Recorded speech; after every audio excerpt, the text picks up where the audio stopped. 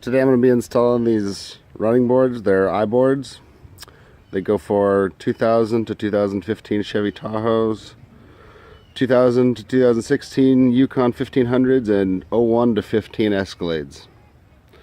I've already done this side just so I could figure out what I was going to have to do, and I will show you the other side here in a second. Okay, here's the other side.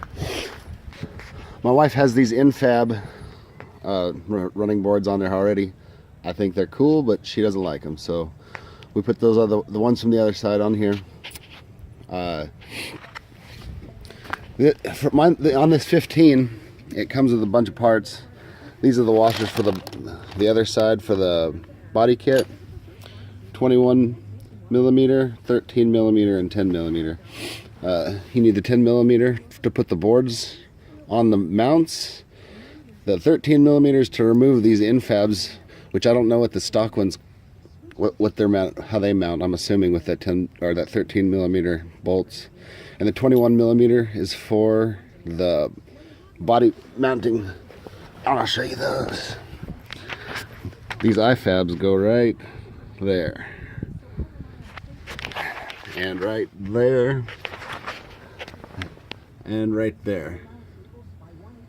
So I'm going to take out these infabs that are mounted to there, and then unbolt everything, unbolt those, and get the new ones on. Alright, so I removed the mounting bolts. Those are the washers. You can't use them anymore after you put these iBoards back on, but it's okay because there's a big flat spot that takes their place.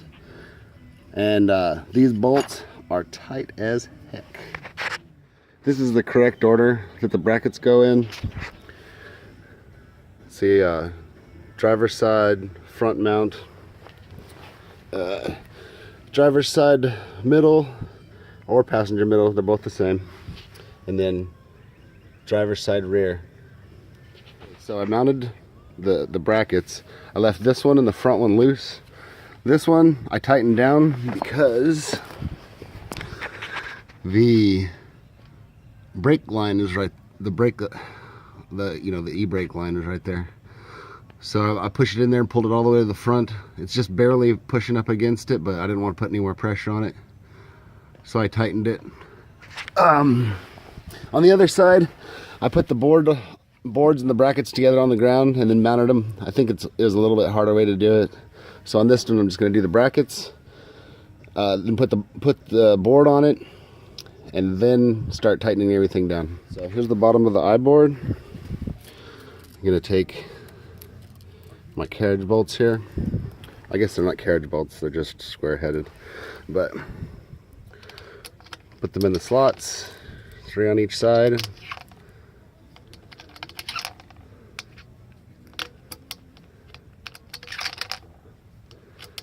And I'm missing one. Here we go. Alright, now I'm just going to put them up on the brackets and get it centered up. Alrighty, so there you have it. Once I put it on, I just lined it up and checked it as far as how far in and out it went on the side of the vehicle. One thing I would say though is tighten up the back mount and the front mount and leave the middle one totally loose until that's the last thing you tighten up. When I had it tight before, it made it a lot harder to move the board up back and forth, in and out. Alrighty, well, thank you.